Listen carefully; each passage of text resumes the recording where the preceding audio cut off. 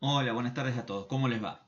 Vamos con este video correspondiente a la clase 28, donde vamos a terminar cerrando el tema que empezamos la semana pasada, lo que corresponde a las funciones del sistema nervioso central. En este caso, la clase de hoy, vamos a tener un solo video dividido en dos partes. En la primera veremos la integración funcional del sistema nervioso, principalmente lo que corresponde a la zona encefálica, entendiendo las funciones de los diferentes lóbulos, del área de los ganglios basales y de lo que llamamos sistema límbico.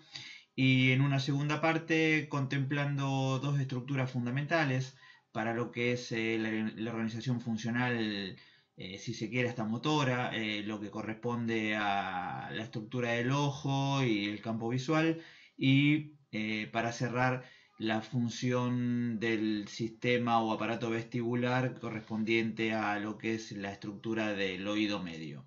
Entonces arrancaremos principalmente recordando algunos conceptos de la clase pasada.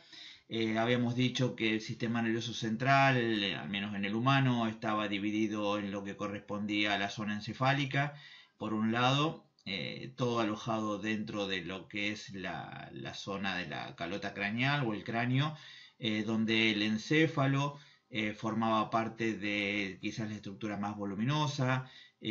A partir de ahí se continuaba en lo que correspondía a la región del tallo o tronco encefálico, dividido en mesencéfalo, el puente de Barolio y el bulbo raquídeo, y como última estructura alojada dentro del cráneo, el cerebelo, y a partir de ahí ya salía de la región craneal y se continuaba a lo largo de lo que era la médula espinal con la función, dijimos, de conectar los centros superiores eh, con las regiones periféricas a lo largo de toda la columna vertebral. ¿Sí? Acá tenemos entonces una representación de corte sagital de cómo quedaría distribuido dentro de lo que es la región ósea del cráneo, por detrás del macizo facial y a lo largo de la columna vertebral, con todos sus componentes, a partir de lo que es el córtex cerebral, puntualmente, el cuerpo calloso, uniendo los dos componentes, cerebelo, la región troncoencefálico, protuberancia, o puente de Barollo, como quieran llamarlo, y algunas estructuras que corresponden a lo que vamos a conocer hoy como sistema límbico. Aquí vamos a ver el tálamo y pueden ver por debajo el tálamo, ya la vamos a conocer, la hipófisis como principal glándula secretora de hormonas y que tiene que ver con la regulación de prácticamente todas las funciones orgánicas. Eh, Avanzamos un poquitín y entendemos que esto posiblemente ya lo hayan visto en embriología, dentro de lo que es la parte de los contenidos de histología. Básicamente se diferencian tres estructuras que son originarias a la hora de organizar el desarrollo del sistema nervioso central, de lo que son las estructuras cerebrales.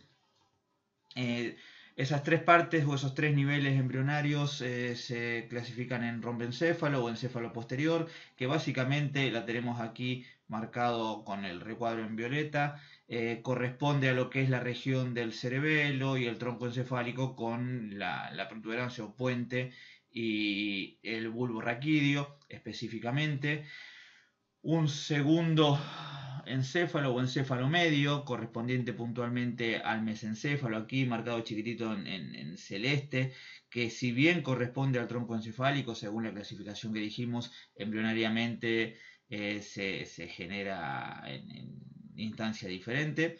Y un último componente que sería el prosencéfalo, o conocido como encéfalo anterior también, en esas tres divisiones embrionarias, que está formado, aquí lo tenemos remarcado con el cuadrado en naranja, por lo que corresponde al telencéfalo y al diencéfalo. Ya entrando en la descripción específicamente de este sector, nos vamos a quedar básicamente hoy en la clase con lo que es todo el encéfalo anterior, todo lo que es la región telencefálica y diencefálica, para profundizarla un poquito más. ¿Sí? Eh, Hacemos referencia a esos dos componentes, entonces si nos quedamos con ese encéfalo anterior o prosencéfalo. Tenemos esa subdivisión que dijimos, telencéfalo marcado en rojo, aquí, ¿sí? Básicamente armado o compuesto por tres estructuras o tres regiones diferenciadas en cuanto a funciones. Por un lado, lo que es todo el componente de la corteza vertebral, de la corteza cerebral, perdón, el córtex, ¿sí? Por otro lado, el componente de los ganglios basales que vamos a estar conociendo hoy, que van a andar dando vuelta por aquí, está. Y el sistema límbico, que ya vamos a entender que en sí no corresponde a una estructura, sino que es más bien un sistema funcional que toma partes o que está integrado por partes estructurales del cerebro en general. ¿Sí? Y que funcionando como sistema básicamente nos va a organizar en las cuestiones emocionales, tal como vimos en la descripción de esa teoría del cerebro triuno en la clase pasada, ¿sí? Y por otra parte, en verde marcado el diencéfalo, ¿sí? Que está situado debajo del telencéfalo, más profundo dentro del sistema nervioso y que básicamente está compuesto por dos componentes que son el tálamo y el hipotálamo. Y ya vamos a también ahondar en sus funciones. Entonces, a partir de esta estructura entendemos cómo vamos a ir organizando funcionalmente nuestro sistema nervioso, independientemente que el origen de esta clasificación sea una distribución embrionaria tal como lo describimos en la placa anterior. Si empezamos por estos tres componentes del telencéfalo, viendo lo que es la corteza cerebral por un lado, los que son los ganglios de la base posteriormente y luego el sistema límbico, vamos a dedicarle un poquito de tiempo a la descripción de la función de cada uno de esos sistemas o de esos componentes. En este caso arrancamos principalmente con lo que es la descripción del córtex. Dijimos que en sí esta región, al ser la más voluminosa, estaba completamente formada por diferentes pliegues y repliegues que tenía la corteza, que hacía que en ese sistema de pliegues le permitía integrar mayor volumen en un espacio menor al replegarse que teniéndolo expandido, ¿sí? Y estaba distribuida esas cortezas a partir de dos hemisferios que eran casi simétricos, que funcionalmente eran diferentes. Hicimos referencia a que el cerebro o el hemisferio izquierdo correspondía a una función más lógica, se consideraba el hemisferio lógico, y por otra parte el cerebro o el hemisferio derecho, el hemicerebro derecho, tenía que ver con cuestiones más creativas, era el cerebro creativo. La unión entre ambos lóbulos, sí, perdón, entre ambos hemisferios estaba dado por lo que era el cuerpo calloso, que unía a partir de la división que generaba la cisura interhemisférica y que servía ese cuerpo calloso como elemento de conexión entre ambas mitades. Obviamente que ambas funcionan integradas, amén de las características funcionales que tenía en cuanto a creatividad o a lógica el cerebro o el hemisferio derecho respecto al izquierdo. Hay una diferencia también en lo que corresponde al control motor.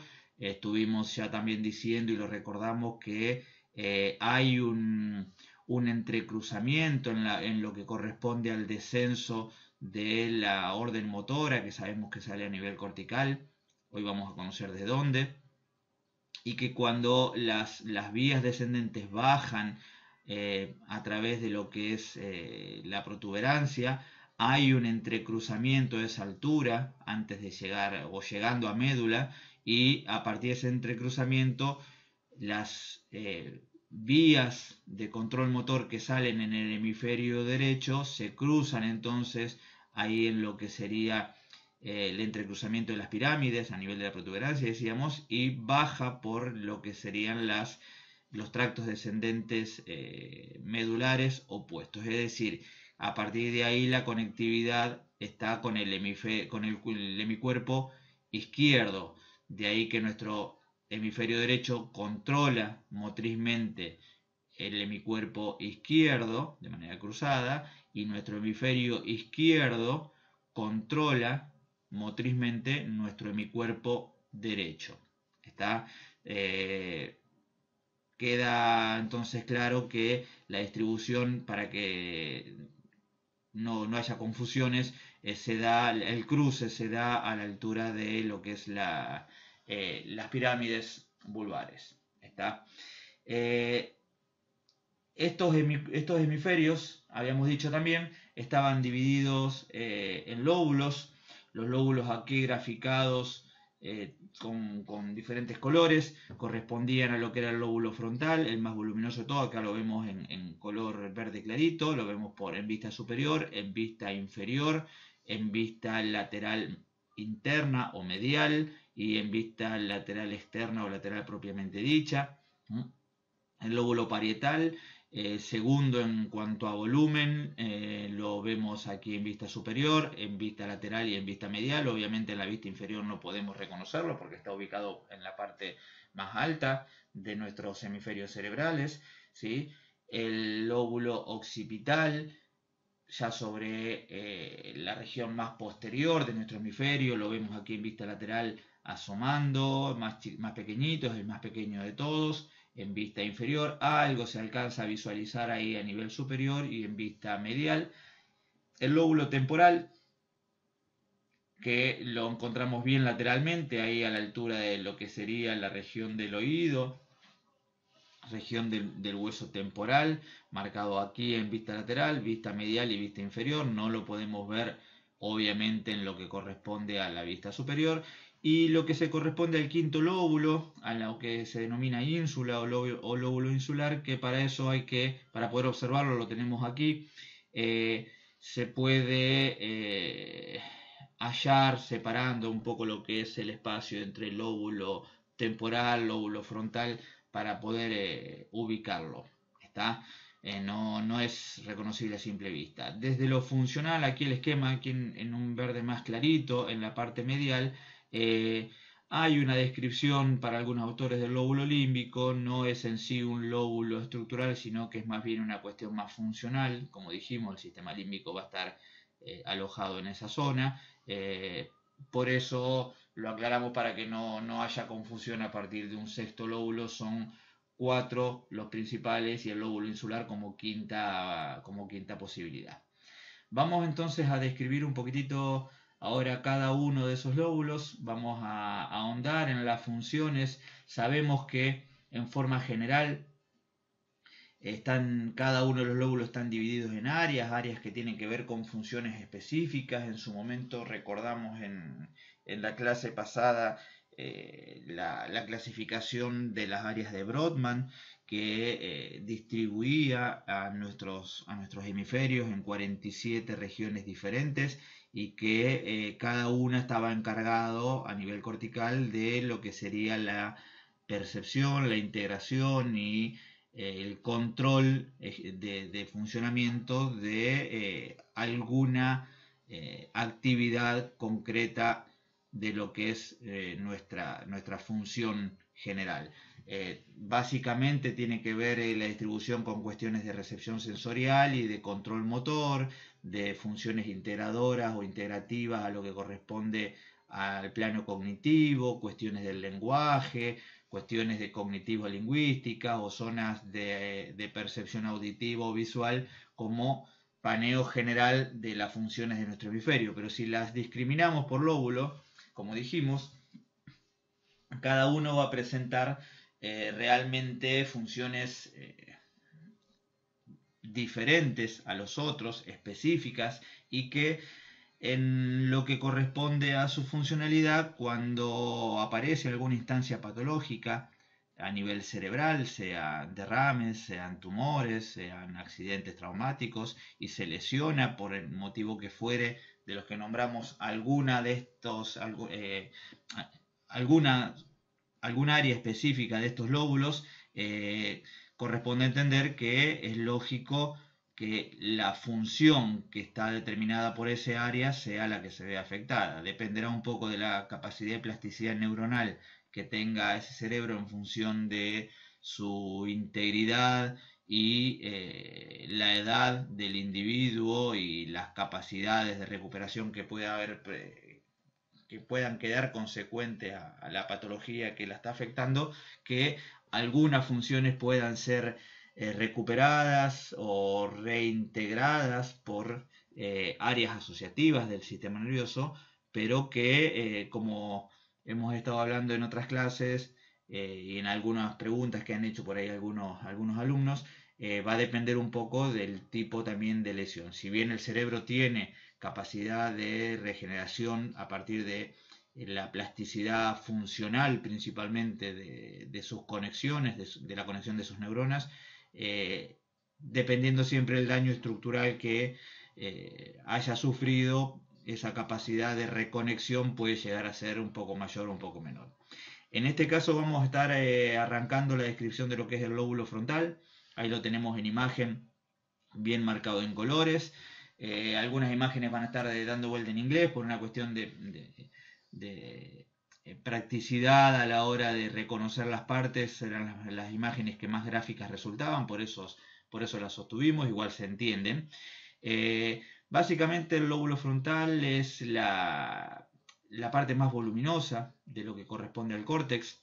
Está separado, dijimos, del lóbulo parietal, que estaría por aquí por detrás, por lo que es el surco o fisura central, el surco central, también conocida como cisura de Rolando, y separado de lo que es el lóbulo temporal por esta otra cisura o fisura, que es la lateral o también conocida como cisura de Silvio. Entonces queda bien delimitado desde lo que es el surco central hacia adelante, hacia la frente y por encima de lo que es el surco lateral, todo el territorio del lóbulo frontal, el más voluminoso de todos, de los 4 que vamos a conocer, de los 5 que vamos a conocer, prácticamente ocupa un tercio de toda la corteza cerebral y es el encargado básicamente de dos grandes aspectos funcionales en el individuo. Por un lado, todo lo que corresponde al control del movimiento, al control motor, en las zonas que vamos a ver acá y que vamos a profundizar un ratito, como lo que es el área motora con la corteza motora primaria y el área premotora, y por otro lado, un gran desarrollo en la parte más frontal del lóbulo, bien por detrás del rostro, ¿sí? Por encima de los ojos y por detrás del rostro, en la frente, a la altura de la frente del individuo, que es lo que se denomina la corteza prefrontal, la parte más anterior, y que básicamente es el gran elemento funcional discriminativo de las capacidades cognitivas del ser humano respecto de los otros animales, ¿sí?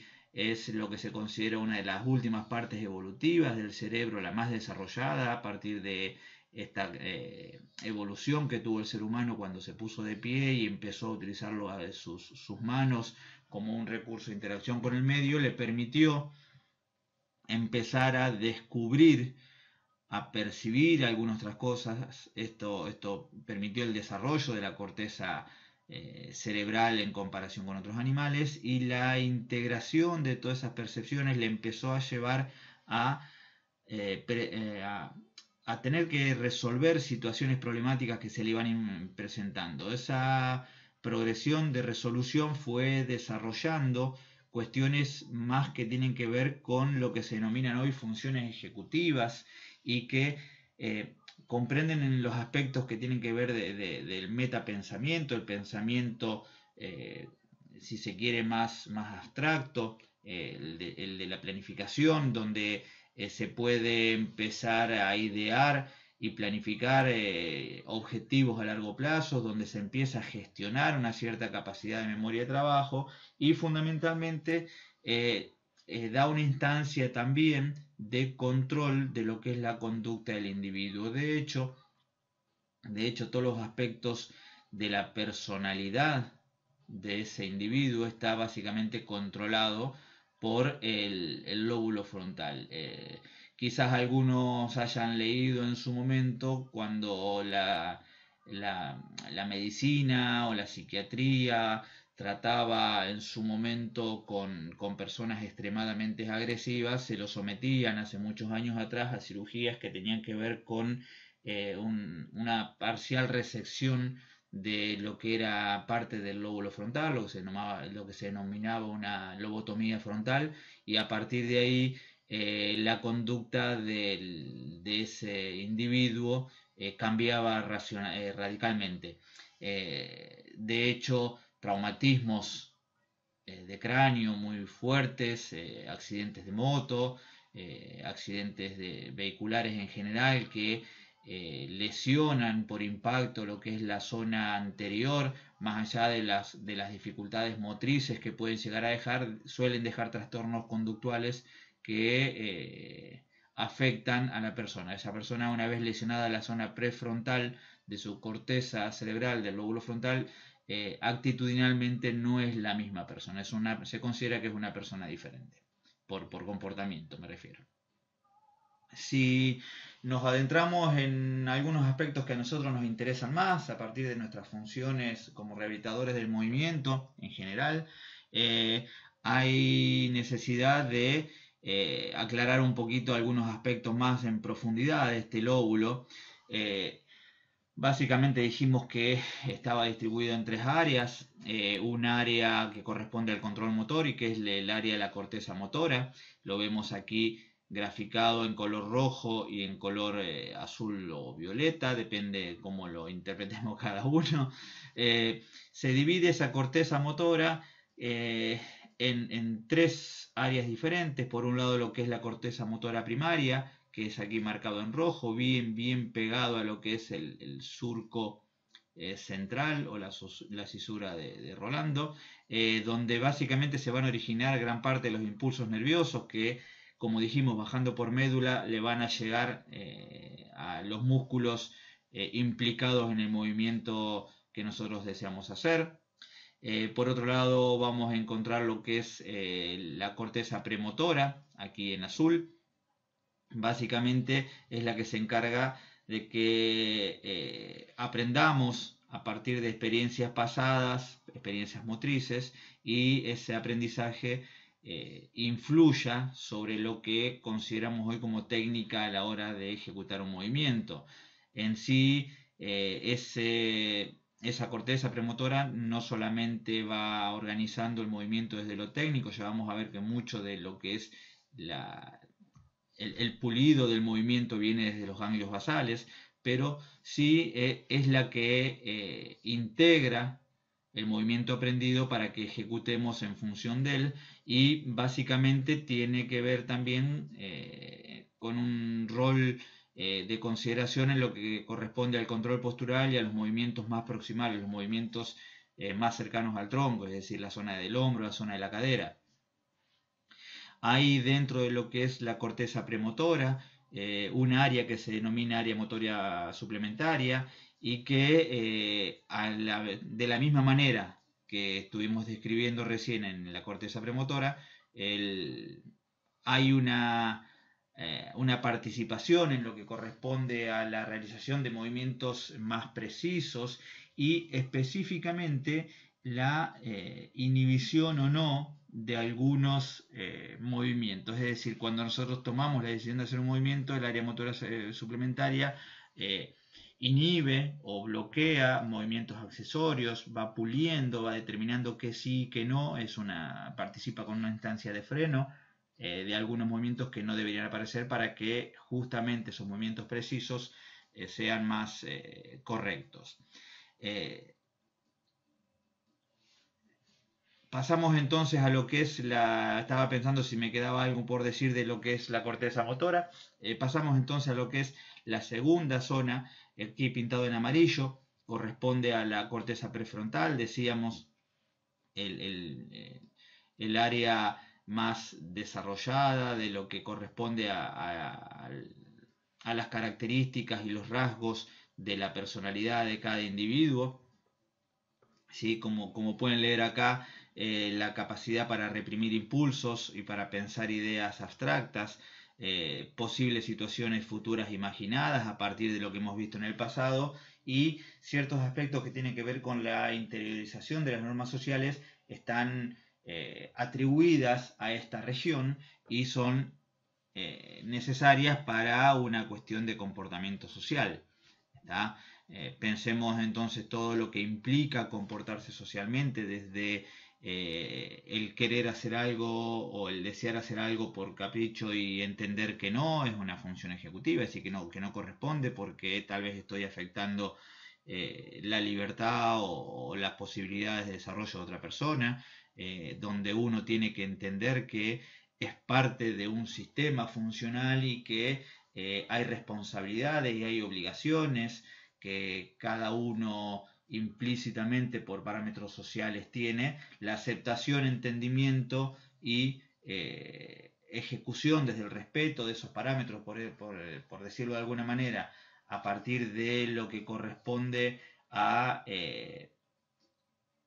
la represión de ciertos impulsos, como veníamos describiendo, tienen que ver con el desarrollo el desarrollo y el uso, porque puede estar desarrollada pero no puede estar activada, puede no estar completamente activada. Acá hay una cuestión muy cognitiva, muy de decisión personal, muy de aprendizaje y de entendimiento para poder usar ese área, muy de raciocinio. Es decir, yo puedo tener el impulso de querer hacer algo, pero tengo la posibilidad de, si activo las áreas prefrontales, de entender, de analizar lo que estoy por reaccionar y decidir no hacerlo por el parámetro que considere en ese momento. ¿Está? Entonces, no solamente el desarrollo de la estructura, sino de la función es importante, de la activación de la función es importante en esta región. Y como último, que corresponde al lóbulo frontal, es el área de Broca, que si la ubicamos acá no está marcada con color, pero estaría ubicada por aquí, en la parte más inferior del lóbulo frontal, ¿sí? Llegando a lo que es la cisura de Silvio, cerca del lóbulo temporal. Este área está particularmente involucrada en todo lo que tiene que ver con los movimientos concretos para articular el habla. Si recordamos, que no lo puse en esta presentación, pero lo que era el homúnculo sensitivo y motor de Penfield que vimos en la clase pasada, si recordamos el corte que hacíamos a nivel de la corteza motora primaria y que lo veíamos en plano frontal, la cara, en esa imagen que era como una herradura, la cara nos quedaba, la zona de la boca nos quedaba aquí por debajo en la herradura que corresponde a este sector. ¿Está? Básicamente es el área de Broca, la zona del área de Broca, que como decíamos está involucrada en los movimientos concretos de la articulación del lenguaje hablado. ¿Sí? Desde aquí se van a emitir las señales que irán a parar hacia la zona de la lengua, de la boca, para generar los movimientos necesarios que hagan que las cuerdas vocales vibren a partir de entrada y salida de aire y modulemos para poder expresarnos verbalmente. Avanzamos un poquito y nos vamos hacia el lóbulo parietal, ubicado por detrás de la cisura de Rolando, ¿sí? En continuidad con el lóbulo frontal, hacia atrás, es el segundo de mayor volumen. Queda en contacto también su parte más posterior con lo que es el lóbulo occipital, alojado entre el occipital y el frontal, y por encima del lóbulo temporal, separado de este por lo que dijimos que era la cisura de Rolando. Básicamente es el lóbulo más sensorial de todos, ¿sí? Aquí van a estar llegando a partir de lo que es la corteza somatosensorial primaria, ¿sí? Y lo que se considera la corteza somatosensorial secundaria. ¿Está? Vamos a estar percibiendo, o ahí van a estar llegando toda la información sensorial, principalmente lo que corresponde a la periferia motora, a lo que son estímulos táctiles en el área sensorio-motora primaria, ¿sí? Y cuestiones que tienen que ver más con integración de estímulos visuales y auditivos que se van a dar a partir del área sensorial secundaria. no es el lugar donde llega el impulso visual o la imagen visual, eso lo vamos a ver a nivel occipital, pero vamos a ver que el occipital recibe la información y distribuye, una vez que la imagen llegó a zonas visuales, distribuyen hacia temporal y parietal para que lo que está llegando como imagen se integre. Aquí se percibe, a nivel occipital se va a percibir la imagen, pero a nivel parietal se va a integrar, se va a analizar e integrar, a percibir realmente. Una cosa es la recepción de la imagen, otra cosa es la integración de la imagen. ¿Está? Básicamente, las funciones del lóbulo parietal tienen que ver con integrar, con entender, ¿sí? Y procesar la información sensorial que llega. Y por otro lado, hay un procesamiento de la información simbólico-analítica que tiene que ver con cuestiones más lógicas principalmente, ¿sí? Como pueden leer acá, integra los datos que provienen de distintas fuentes. Por ejemplo, va a mezclar datos que están relacionados con lo que ve o recibe como estímulo visual el lóbulo occipital y otros de los que nos llegan temporalmente a partir de lo que se escucha en el lóbulo temporal, ¿sí? Por el oído. Entonces integra lo que es la visión y el oído como dos formas de percepción, ¿sí? Sensorial diferente, y la integración de ambos estímulos termina generando una experiencia sensorial o perceptivo sensorial mucho más completa. Pasamos al lóbulo occipital.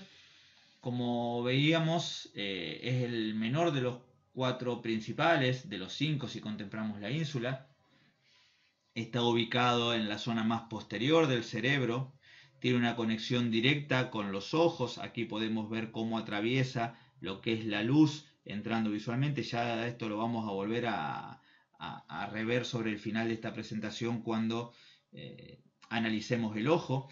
Pero decía, ubicado a nivel posterior del cerebro, ya en la región de la nuca.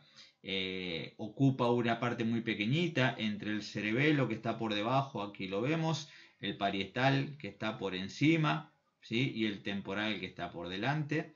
Conecta, atraviesa todo lo que es la zona cerebral a nivel del cerebro medio, a través de lo que son las vías ópticas, que vamos a conocer de en un ratito, y se distribuye en áreas que tienen que ver con las diferentes áreas visuales, donde en la B1 se integra más que nada, o se recibe, mejor dicho, la información visual referido a lo que es cuestiones de colores. En otra región se recibe más lo que es información respecto de la forma, ¿sí? Como vemos acá atrás, aquí en B3 se ve más la forma, en la subdivisión A de la B3 se ve más el movimiento. Entonces la B4 se ve también los colores y la forma. Cada una de estas regiones va a estar recibiendo alguna característica de la imagen que llega vía visual. A partir de ahí se va a distribuir para que, como dijimos a nivel parietal, se integre esa imagen o ese estímulo y se termine comprendiendo de qué se trata. Básicamente tiene, como dijimos, un papel crucial en el reconocimiento de objetos, ¿sí? Que son proyectados sobre la retina. En sí no tiene la capacidad de entender la imagen. Está simplemente recibirla para distribuirla. ¿Esto qué implica? Implica que si un individuo tiene una lesión a nivel parietal, puede estar viendo, lo que se ve llega, impacta a nivel cortical en el lóbulo occipital, pero no termina de entender qué es lo que ve, no lo reconoce, no dice eso tiene una forma redonda o cuadrada, porque no puede lograr integrar la información que está llegando a través de los ojos y que se está recibiendo a nivel occipital. Aclaro, insisto con esto, porque una cosa es ver y otra cosa es entender lo que veo. El ver tiene que ver con el lóbulo occipital. El entender y el reconocer lo que veo tiene que ver con parte del lóbulo parietal y otra parte que no hemos descrito todavía del lóbulo temporal, a partir de las dos vías, las vías ventrales y las vías dorsales que salen de la región occipital y se distribuyen hacia parietal la dorsal y hacia temporal la vía ventral. Si seguimos entonces con el cuarto y anteúltimo lóbulo, nos queda el lóbulo temporal. Básicamente es el que está situado más externo e inferior a nivel del cerebro. Lo vemos aquí en imagen. Está separado de lo que es, como dijimos, el lóbulo frontal y parte del parietal por la cisura de Silvio o surco lateral, y está en contacto estrecho al final, atrás de él, con el lóbulo occipital. Básicamente es el lóbulo que más contacto tiene con una zona que vamos a conocer en un ratito, que es el sistema límbico, y que está muy relacionado a partir de sus funciones con cuestiones como la memoria, el estado de ánimo, las emociones, ¿sí? Pero básicamente la función de este lóbulo tiene que ver con percepción de sonidos y la codificación y decodificación de información auditiva. Es decir, hoy veíamos que lo visual se recibía a nivel occipital y se percibía o integraba a nivel parietal. En este caso, el lóbulo temporal cumple ambas funciones. Por un lado recibe los sonidos y por otro lado codifica o decodifica ese sonido para que haya una interpretación de eso que estamos recibiendo. Básicamente cuenta con tres áreas, varias áreas, perdón, lo que es el área auditiva primaria, el área auditiva secundaria, que las vamos a ver marcada acá, y específicamente áreas diferentes, áreas asociativas que tienen que ver con la integración de eso. Y entre esas áreas asociativas, la que destaca es la que se conoce como área de Wernicke, que está marcada aquí en amarillo donde yo pongo la flecha, y que dentro de esas áreas secundarias básicamente se ubica, no es bilateral, como es una de las características, al igual que el área de Broca, no son áreas que aparezcan de manera bilateral en ambos hemisferios. Las otras áreas que estuvimos describiendo sí lo son. En este caso, tanto el área de Wernicke como el área de Broca se ubican específicamente en el hemisferio cerebral dominante. La gran mayoría de la gente la tiene ubicada en el lóbulo temporal izquierdo, es decir, en el hemisferio izquierdo, porque dijimos que controlaban hemicuerpos opuestos. El gran porcentaje de la población somos derechos, entonces el control de lo que es el habla, que dijimos en el área de Broca, como la integración de lo que es el entendimiento, la integración de lo que es los sonidos percibidos dentro del área de Wernicke, son prácticamente exclusividad del hemisferio izquierdo en la gran mayoría de los individuos. Es variable esto. Acuérdense que está sobre el hemisferio dominante. Ahora sí se sabe que son en sus funciones, Wernicke es un área que tiene que ver con una función completamente indispensable para lo que es la comunicación y supervivencia.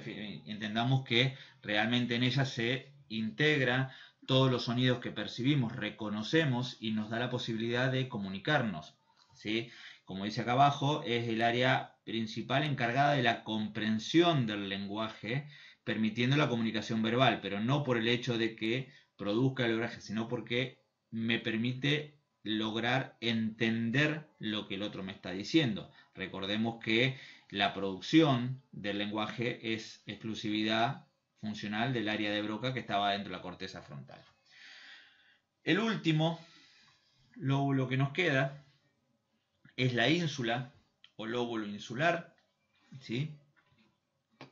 Es considerado el quinto lóbulo. ¿Está? Y se sitúa en la profundidad de la cisura de Silvio. Si acá sacamos este bocado y volvemos a ponerlo, tenemos parte de lo que es el lóbulo frontal, parte de lo que es el lóbulo parietal y parte de lo que es el lóbulo temporal eliminados. Acá estaría corriendo el surco lateral o cisura de Silvio y acá estaba bajando el surco central o cisura de Rolando. Básicamente, el lóbulo insular es un centro de conexión entre lo que es la corteza y el sistema límbico que vamos a conocer en un ratito y que participa en funciones variadas que acá están listadas, en donde se percibe gusto y olfato, hay ciertas funciones de control visceral y de percepción somática, hay una función integrada con el sistema vestibular que ya vamos a conocer en un rato y que tiene que ver con el oído medio. En sí, por estar relacionado con el sistema límbico, tiene que participar en lo que es la integración de información emocional, básicamente trabaja en lo que es la implicación de adicciones y deseos y en parte tiene que ver con funciones relacionadas con la empatía y con la posibilidad de reconocimiento emocional, siempre y cuando en este reconocimiento emocional esté integrada la función a lo que es las zonas de la corteza prefrontal donde se hacen racionales esas emociones, dijimos, a nivel del lóbulo frontal, en todo lo que corresponde a sus funciones ejecutivas. ¿Sí? Segunda instancia, ya avanzamos un poquito, terminamos con lo que son los lóbulos y vamos a la segunda el segundo grupo de estructuras que pertenecen a esta división del telencéfalo. Dijimos que eran los lóbulos, los ganglios basales y el sistema límbico.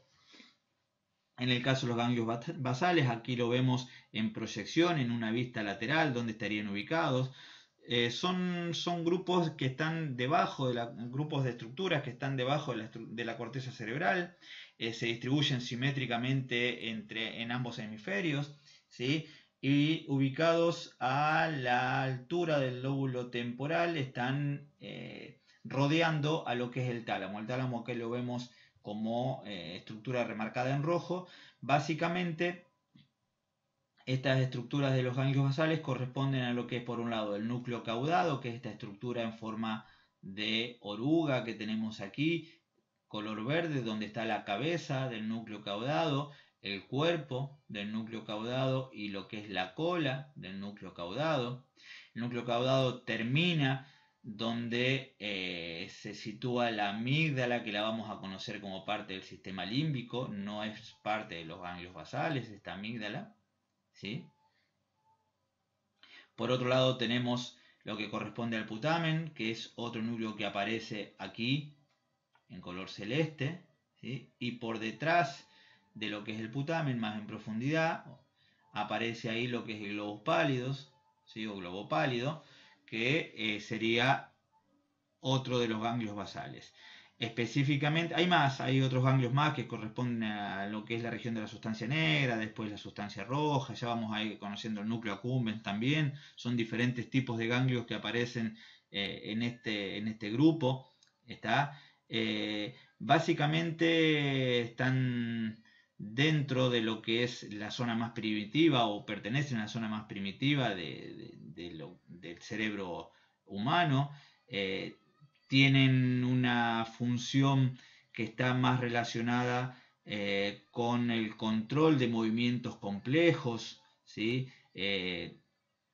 La organización prácticamente automática de movimientos cotidianos, como pueden llegar a ser el escribir, el hablar, algunas expresiones faciales y control de movimientos en general, de movimientos aprendidos, decíamos, están muy en relación en la zona de la memoria. Entonces muchos de los movimientos que vamos aprendiendo, que dijimos que se integraban allá en la corteza premotora, tienen una participación fundamental en la ejecución de esos movimientos, la actividad de los ganglios basales. Si, fíjense, acá los tenemos en un corte más frontal, aparece de nuevo lo que es el núcleo caudado, ¿sí? el putamen, el globo pálido, la sustancia negra por aquí por debajo, que sería este puntito que está acá. Acá tenemos las funciones de cada uno de estos componentes. Fíjense que en sí hay una clasificación desde lo funcional, como nos va a pasar en el sistema límbico, entre los núcleos, los ganglios de la base o núcleos de la base. Se considera que uno de ellos es lo que se denomina cuerpo estriado. En sí es lo que se considera como principal zona de recepción de información de los ganglios basales, pero fíjense que está compuesto por partes de los que estuvimos nombrando. Está compuesto básicamente por el caudado y el putamen.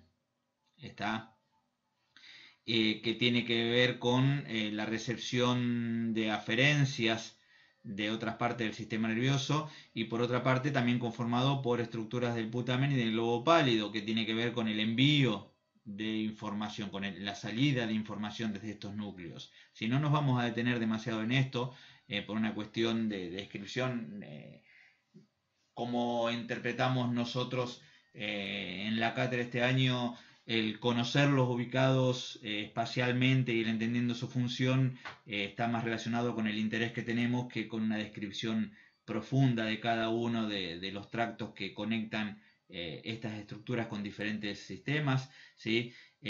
Vemos aquí en este listado cuestiones que tienen que ver con la función de cada uno. Con el núcleo caudado está vinculado con las sensaciones de alarma y aviso de que algo no funciona correctamente, así como con la motivación.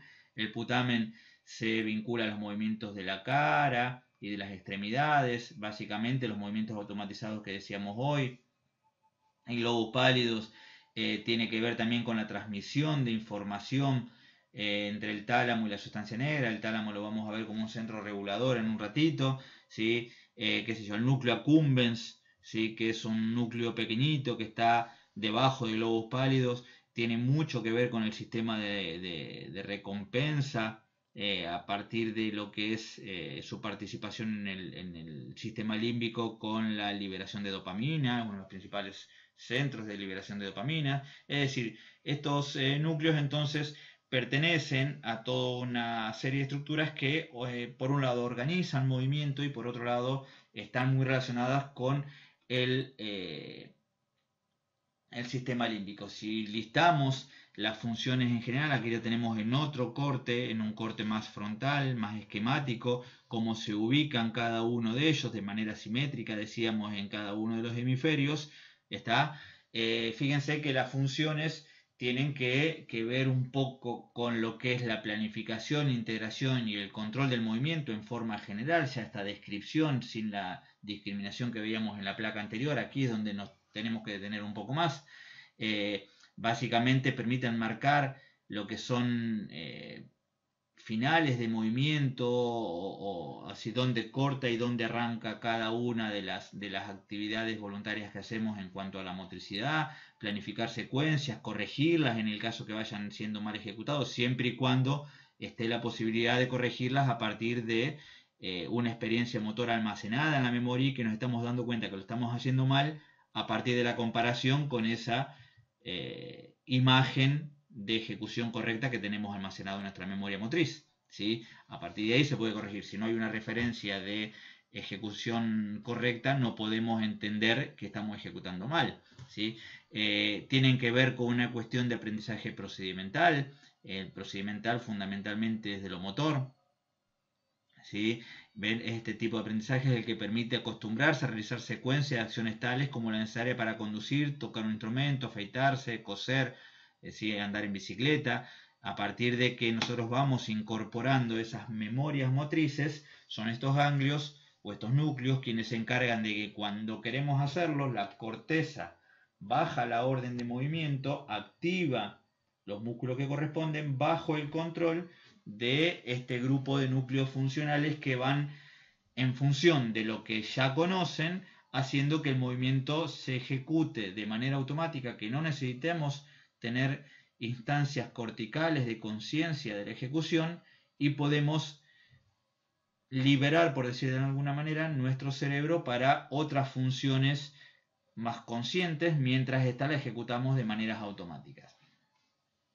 Constituyen también una parte funcional de lo que son las funciones ejecutivas, a partir de lo que refiere al mantenimiento de la velocidad de procesamiento, planificación a nivel cognitivo y elaboración de estrategias para solucionar problemas, de nuevo, que tiene que ver mucho también con lo motor, y tienen una participación importante en lo que es la conducta emocional y la motivación.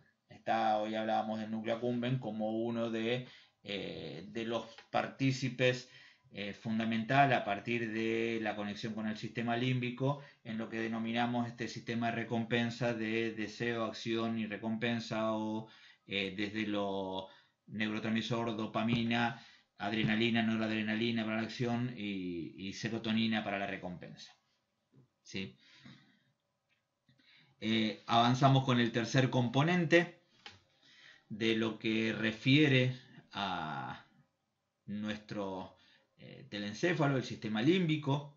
Y como decíamos hoy, no es técnicamente una región anatómica, sino que es más bien una red funcional distribuidas a lo largo de las estructuras cerebrales y que ubicadas en diferentes regiones anatómicas forman un sistema funcional en el cual tiene mucho que ver con las funciones más, si se quiere, primitivas de nuestro cerebro. Las partes que forman el sistema límbico, si son el hipotálamo, el hipocampo, la amígdala y la corteza orbitofrontal, que, como decía recién, anatómicamente esta corteza, la corteza orbitofrontal, es parte de la región prefrontal del lóbulo frontal. ¿Está? Entonces, anatómicamente esto corresponde al lóbulo frontal, pero funcionalmente la corteza orbitofrontal, que está detrás de los ojos, justamente la parte más inferior de la corteza prefrontal del lóbulo frontal, tiene conexión funcional con este sistema que tiene que ver con lo emocional. Si analizamos quizás las dos estructuras más importantes, por un lado lo que es el hipocampo, lo tenemos aquí marcado, ¿está? Y por otro lado la amígdala, como dos de las estructuras más importantes. Fíjense que están en continuidad con lo que ya nosotros conocimos como ganglios de la base, específicamente con lo que es el caudado, ¿sí? ¿Está? Estas dos estructuras, ahí vemos también el tálamo en imagen y la corteza cerebral, estas dos estructuras, decíamos, están muy relacionados con todo el sistema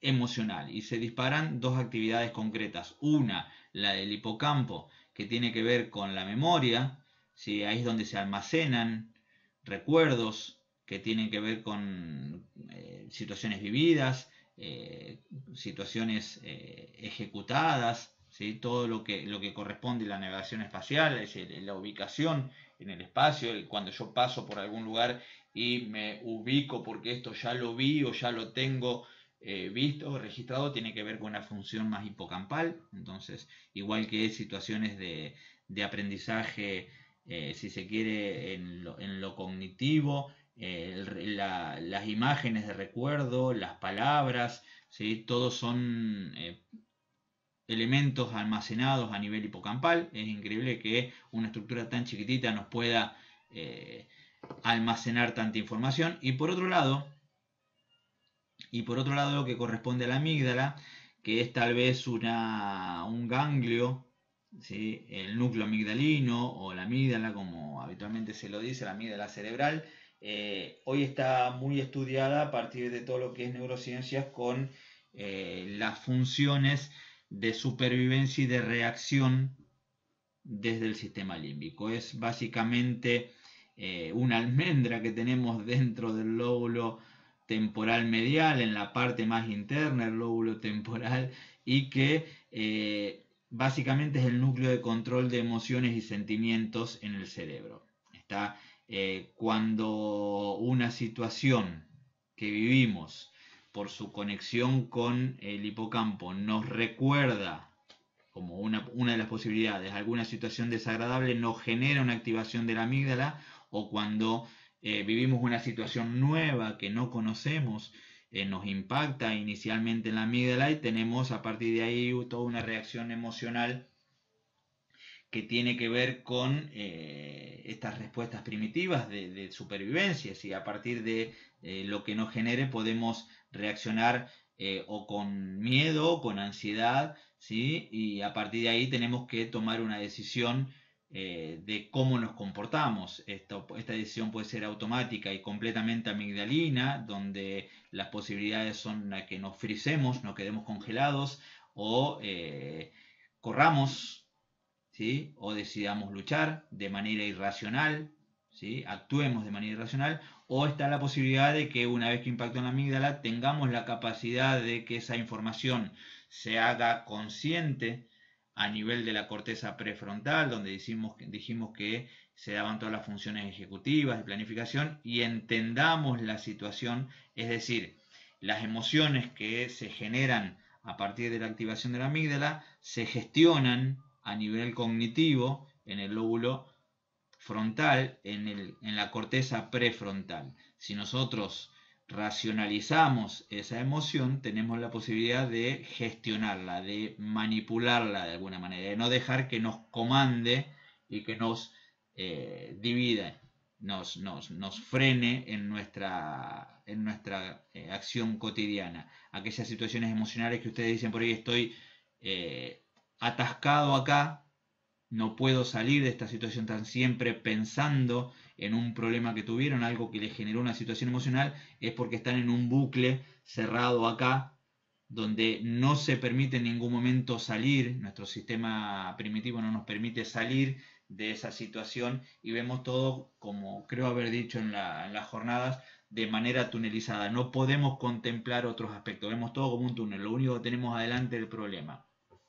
Existen técnicas que tienen que ver con la meditación, con la relajación, con la respiración, ¿sí? Que hacen que con cierta planificación de secuencias de reconocimiento, de etiquetamiento, de manifestación, de análisis de lo que estamos viviendo, que son estrategias para llevar a la activación de la región prefrontal y a partir de ahí poder gestionar esa situación que me está bloqueando.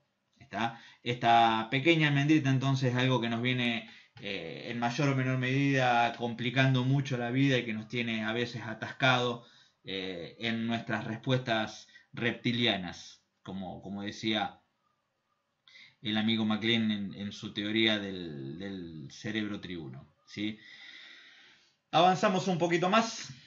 Ya salimos de lo que es la región del telencéfalo, nos vamos al diencéfalo, ¿sí? Todo, acuérdense que estamos describiendo los dos componentes principales de lo que es el cerebro anterior o prosencéfalo, para el análisis embrionario que hicimos en la primera placa.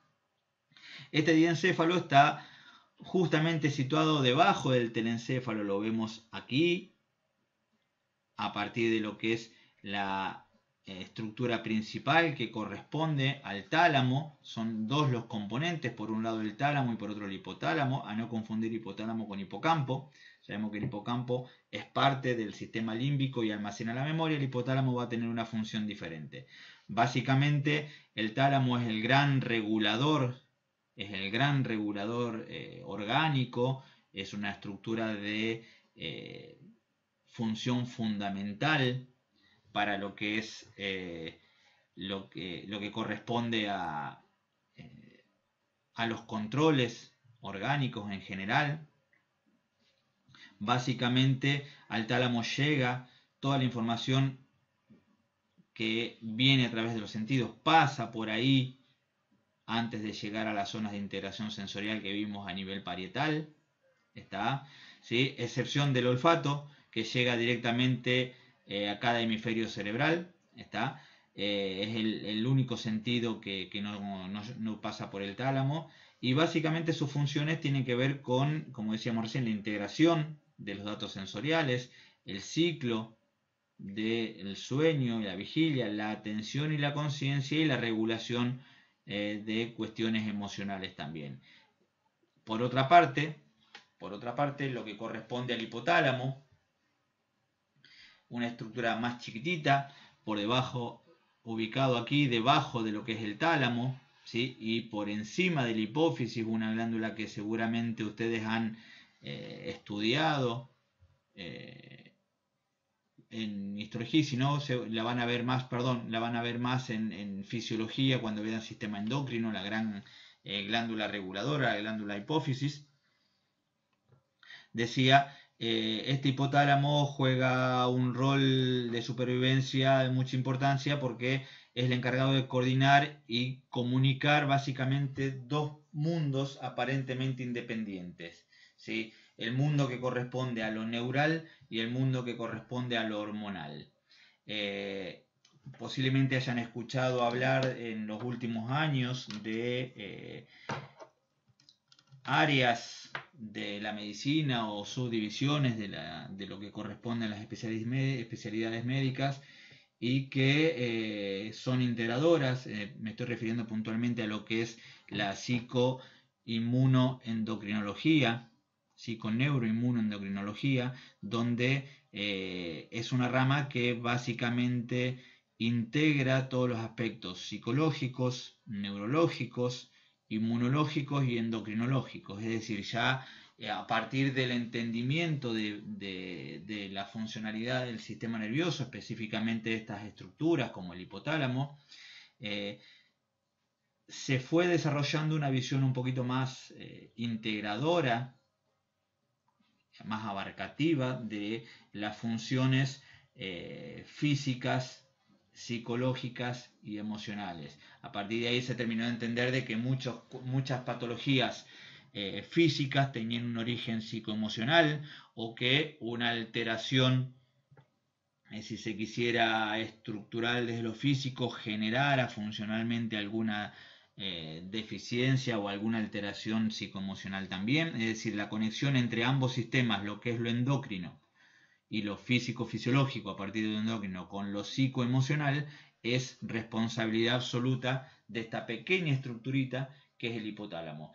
Entre las funciones que tiene, fíjense que organiza niveles de sueño y ciclos circadianos, tiene que ver con todo lo que corresponde a la excitación sexual y la conducta asociada a esa excitación, parámetros que tienen que ver con el hambre, tensión muscular, temperatura corporal, presión sanguínea, niveles de energía. En sí es el gran equilibrador, el gran generador de homeostasis, términos que van a conocer en fisiología el año que viene, que tiene el organismo. Ahora, ¿cómo hace? Y básicamente lo logra a partir de funcionar como una bisagra entre lo que es lo nervioso. Acuérdense que está en las funciones del tálamo, que recién dijimos también tienen que ver mucho con esto. Está muy asociado a lo que es la región del sistema límbico, está muy asociado a lo que es la memoria con el hipocampo, las emociones con la amígdala, algunos controles de vigilia y de percepción sensorial que tiene el tálamo. Entonces, a partir de toda esa información, tiene una conexión directa también con lo que decíamos, con la hipófisis, también conocida como glándula pituitaria, para que a partir de lo que llega como información acá, se descargue a nivel endocrino hormonal toda la batería química que va a hacer que el cuerpo responda. ¿Está? Sistema complejo, sistema delicado, pero sistema extremadamente importante para la funcionalidad del organismo en general. Bien, terminamos con esta primera parte. Hacemos 10 minutitos más, no justificaba hacer un segundo video a partir de la información que vamos a dar, simplificada por supuesto. Podríamos estar hablando horas de lo que es ojo y lo que es oído de manera independiente, pero en este enfoque más funcional que estamos teniendo, vamos a descriptivo funcional, perdón, vamos a ver los parámetros principales de lo que tienen que ver con el ojo, el oído y sus funciones. El oído no desde la función de audición, sino ya más en el oído interno con la función de equilibrio y postura a partir del aparato vestibular. Bien, empecemos por el ojo y el sistema visual. Muy acotadamente, esto lo pueden desarrollar mucho más si quieren, al que le interese. Tienen todo un capítulo que es el capítulo 16 en el libro de Saladín, el que le dimos de anatomía funcional, ¿sí? En ese capítulo 16 se describen todos los componentes sensoriales específicamente. Podemos hacer una lectura ampliatoria desde ahí, al igual que vamos a ver en la descripción del ojo los diferentes componentes anatómicos. Vamos a ver un paneo general, decíamos.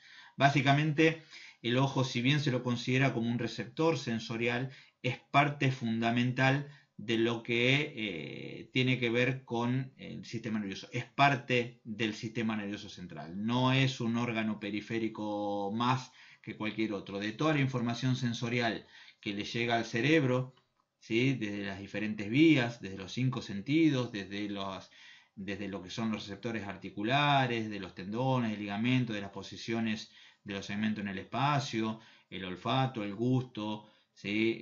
La visión, sí, la luz, los sonidos a partir de la audición, ¿sí?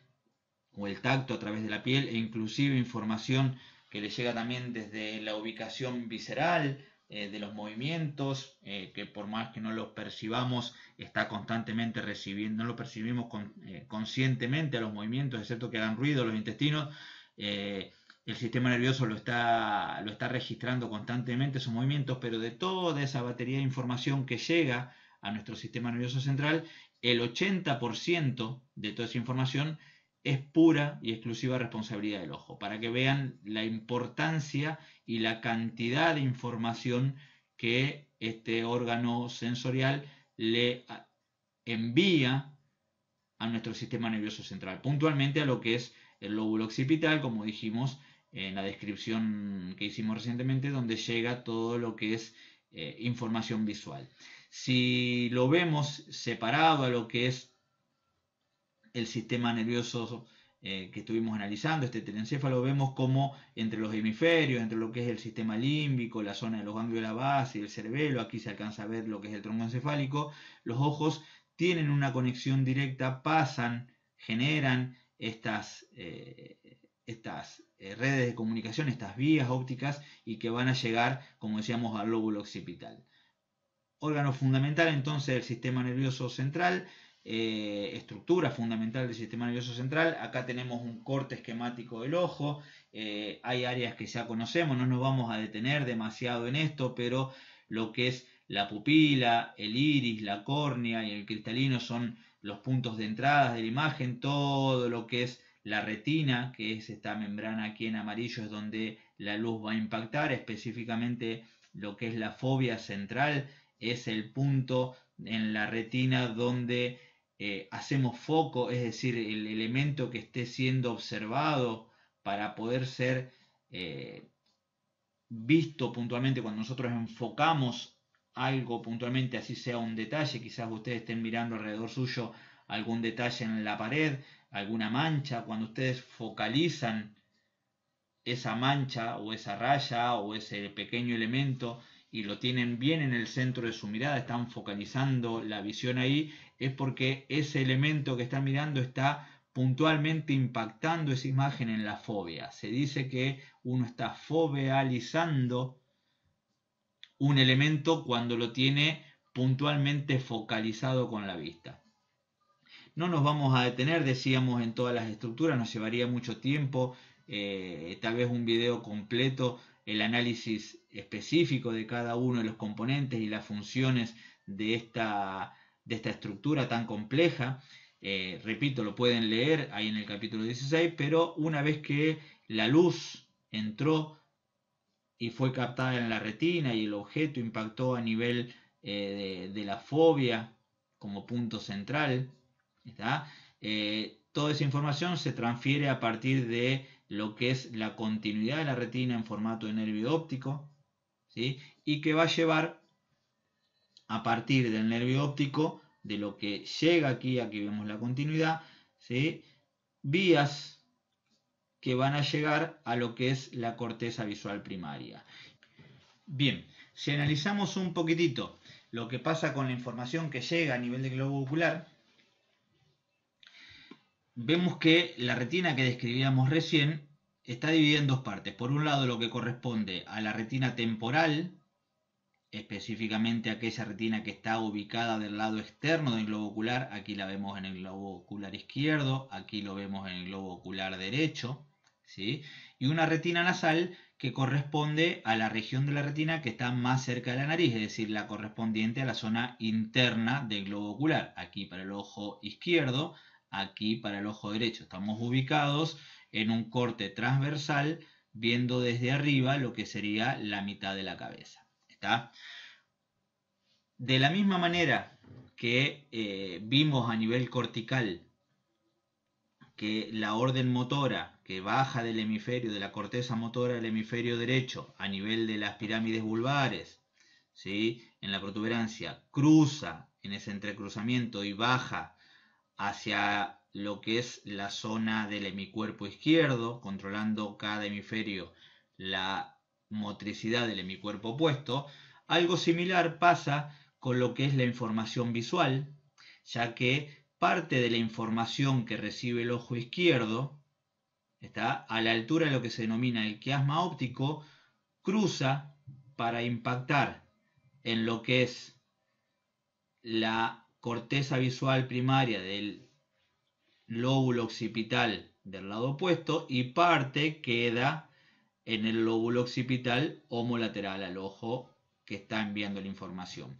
Puntualmente, fíjense que nuestro campo visual, ¿sí?, corresponde a lo que es de nuestro centro hacia el lado derecho, lo que se denomina campo visual derecho, está siendo registrado por la retina temporal del ojo izquierdo y la retina nasal del ojo derecho.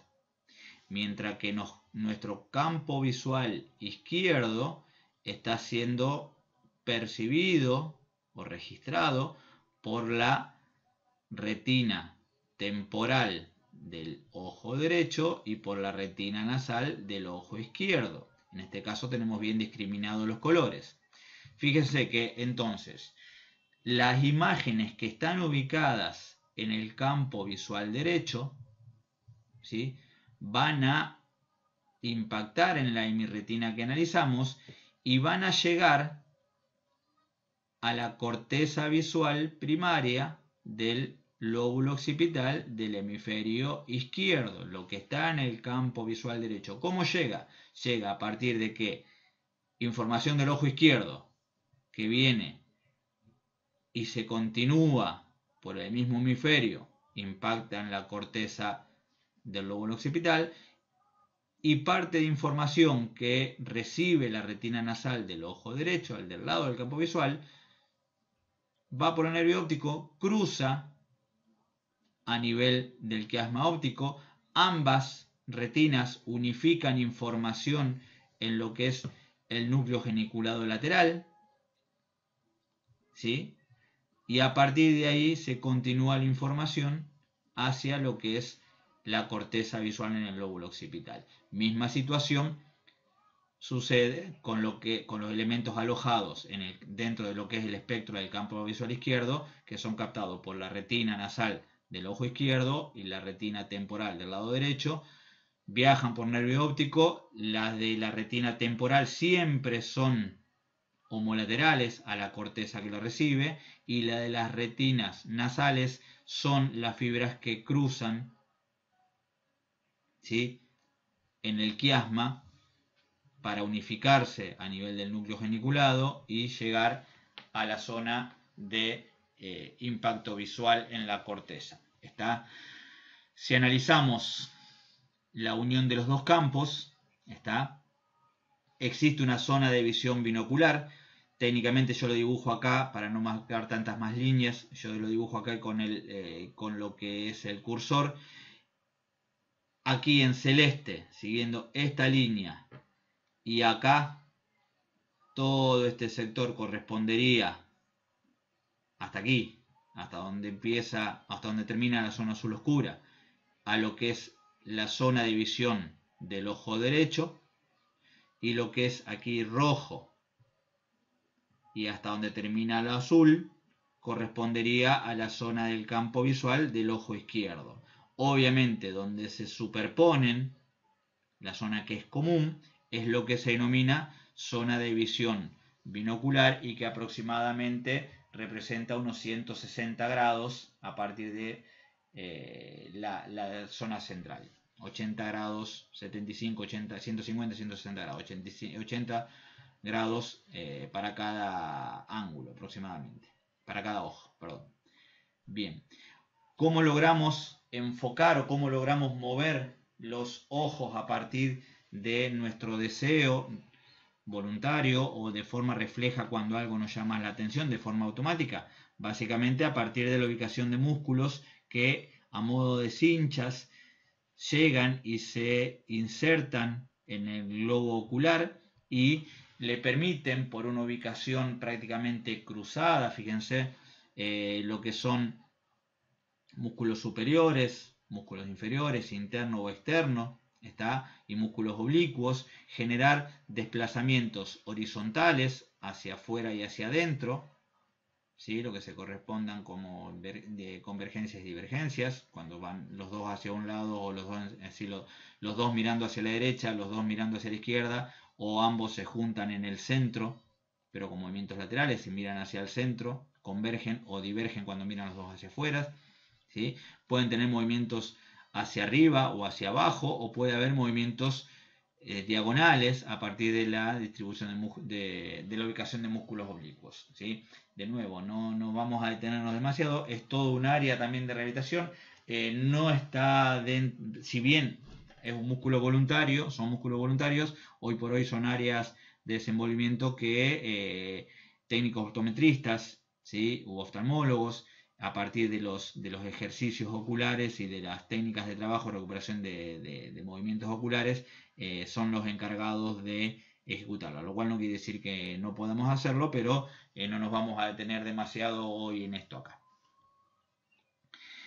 Por otro lado, el último elemento que nos queda por ver es lo que corresponde al oído.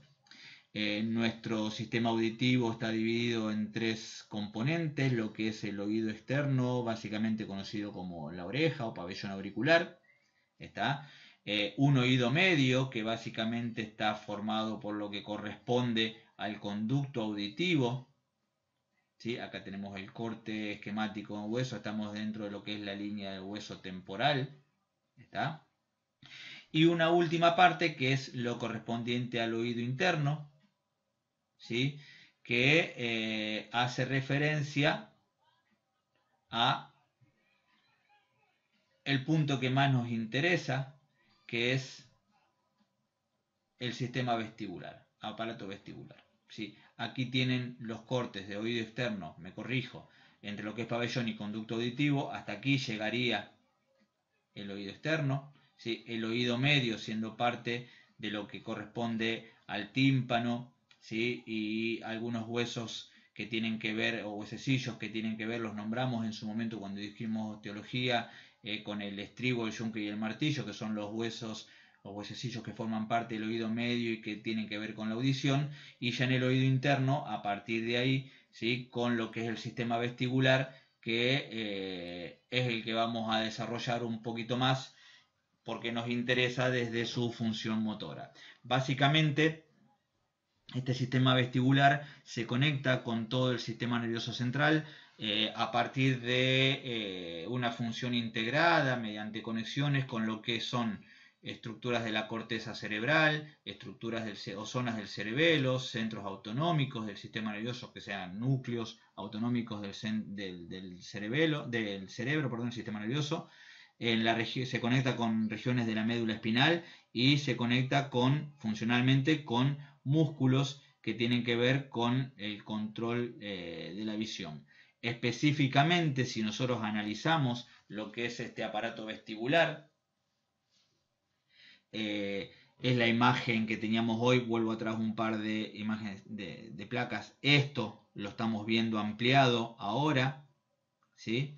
A partir de la descripción de este aparato, este sistema, vamos a reconocer lo que son estructuras como el sáculo y el utrículo, que los vemos aquí marcados, ¿sí? Que es lo que corresponde a la región del vestíbulo del sistema. Acá lo tenemos marcado como vestíbulo, sáculo y utrículo.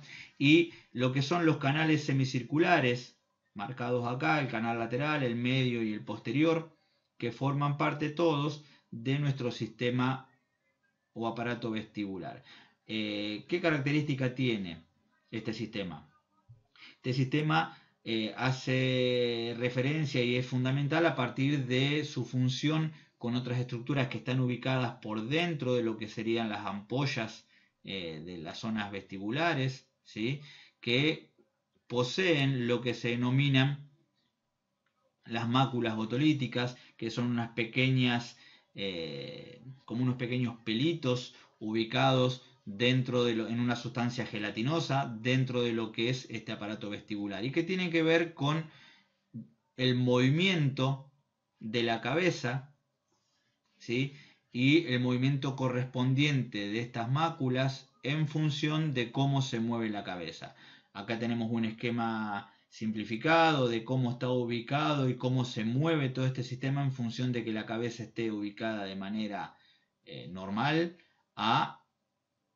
o cómo cambia a una posición inclinada. Específicamente nuestro sistema vestibular va a estar encargado de reconocer lo que son aceleraciones lineales, fuerzas o cambios gravitacionales y aceleraciones de traslación de la cabeza y el cuerpo en el espacio. ¿Sí? Es un sistema complejo que distribuye sus funciones puntualmente a nivel vestibular. El sacro y el utrículo se encargan de detectar aceleraciones o movimientos lineales en los tres planos espaciales, ¿sí? Mientras que los canales semicirculares básicamente detectan lo que son movimientos angulares en los tres planos del espacio. A partir de la detección de los cambios posicionales de la cabeza que hacemos en el espacio, es que este sistema nos reubica, nos posiciona y nos permite organizarnos posturalmente y organizar el movimiento. ¿Está? ¿Cómo funciona este sistema? Lo hacemos simple. Esta una última plaquita y ya terminamos. Básicamente funciona en base a tres reflejos, ¿sí? Un reflejo oculovestibular, es decir, que une el sistema vestibular con los ojos. Un reflejo vestíbulo cervical, que une o conecta el sistema vestibular con lo que pasa a nivel de la región más alta de la columna vertebral, nuestro cuello. Y un tercer reflejo, que es el reflejo vestíbulo espinal, que tiene que ver con la conexión entre el sistema vestibular y toda la columna vertebral, la espina en general. Específicamente, el reflejo oculovestibular sirve para estabilizar la fijación de la mirada en relación a la posición de la cabeza en el espacio o a partir del movimiento. Y esto lo pueden ver a partir de lo que se denomina el fenómeno de ojos de muñeca. Tal vez las chicas, si han jugado con muñecas en su infancia, lo tengan un poquito más visto que los varones, aunque son una generación que posiblemente muchas muñecas no hayan prestado atención. Pero si ustedes agarran una muñeca, las más grandes de ustedes quizás, y la mueven en un sentido y el otro, van a ver que los ojos siempre quedan en posición fija. Es decir, si ustedes mueven la cabeza hacia la derecha, los ojos de la muñeca quedan mirando hacia la izquierda de la muñeca. Y si giran la muñeca hacia la izquierda, los ojos de la muñeca van a quedar orientados hacia la derecha de la muñeca, ¿sí? En nuestro caso, el reflejo oculovestibular funciona de una manera similar. Si nosotros miramos hacia adelante y ponemos nuestro punto de foco atencional visual en una estructura que está delante nuestro, cuando nosotros movemos la cabeza hacia la derecha, voluntariamente los ojos quedan, si decidimos seguir enfocando, quedan mirando, orientados los dos hacia la izquierda, mirando el punto que estábamos focalizando. Y si hacemos lo contrario hacia el otro lado, cuando giramos la cabeza hacia la izquierda, los ojos quedan focalizando ese objeto a partir de que giran hacia la derecha. Ese componente de mantenimiento de la fijación, ¿sí? O estabilización de la fijación del foco visual, tiene que ver, a partir de los movimientos de la cabeza en el espacio, tiene que ver con este reflejo oculovestibular. Por otro lado, el reflejo vestíbulo cervical refuerza todos los que son movimientos compensadores a partir de la rotación de la cabeza, como decíamos recién, se asocia a lo que es el reflejo oculovestibular, y por otra parte, lo que corresponde al reflejo vestíbulo espinal participan en el control del equilibrio postural a partir de que, de acuerdo a la ubicación de la cabeza, organiza todo el resto de la columna, establece la orientación de los segmentos corporales, ¿sí?, en el espacio, de acuerdo a la escena visual, y asegura la estabilidad del cuerpo y contribuye a mantener centros de gravedad bajo control o posicionado. Este sistema es fundamental en todos aquellos, y se entrena específicamente en todos aquellos movimientos o disciplinas deportivas que implican giros o cambios de posición brusco, como los gimnastas o los bailarines o patinadores que dan vueltas sobre sí mismos. Si se fijan, las bailarinas clásicas, las bailarinas flamencas, cuando empiezan a girar, o muchas patinadoras cuando empiezan a girar sobre su propio eje, lo primero que giran y ubican es la cabeza, focalizan la vista a partir de la integración de todo este sistema o aparato vestibular y los ojos para poder organizar el resto del cuerpo. Lo mismo las gimnastas cuando hacen saltadores ornamentales, ¿sí?, cuando saltan y se cambia, se rota la posición del cuerpo en el espacio en forma de giros, trompo, cabeza abajo, cabeza arriba, diagonal. Es prioridad de este sistema mantener la organización postural en todo ese cambio posicional del cuerpo en el espacio, a partir de las funciones maculares que estuvimos describiendo en el sáculo, en el utrículo y en los conductos semicirculares. ¿Sí? Esta posibilidad de organización sensorial representa la posibilidad de sostener la estabilización de la mirada y la postura de acuerdo al movimiento del cuerpo humano y de acuerdo a la ubicación en el espacio. Entonces, quisimos con todo esto presentar una aproximación a la función integrada del sistema nervioso. Consideramos que en nuestro hacer como kinesiólogos es más determinante entender cuestiones relacionadas con lo funcional del sistema nervioso que con lo estructural del sistema nervioso, a pesar de que no somos de pensar de que la estructura no es importante, porque sí es necesario saberla, por eso la presentamos, pero bogamos por una cuestión más de entendimiento de que esa estructura tiene una función, y de recordar esa función y el asimilarla nos va a permitir trabajar sobre ella. Así que por eso lo enfocamos de esta manera. Espero que haya resultado interesante. Cortamos acá con este video. Quedan liberados como para hacer la trivia de integración de conceptos que vamos a presentarles, que ya tienen cargada ahí, y que abarca contenidos de la clase pasada y de esta. Esa trivia, simplemente recuerden que es para mantener y para llevar un control ustedes de el grado de entendimiento de los temas desarrollados. Sin más, los saludo, los dejo liberados, les mando un fuerte abrazo, como siempre, desde Moscú, hasta que pueda volver, y espero que tengan una muy buena semana.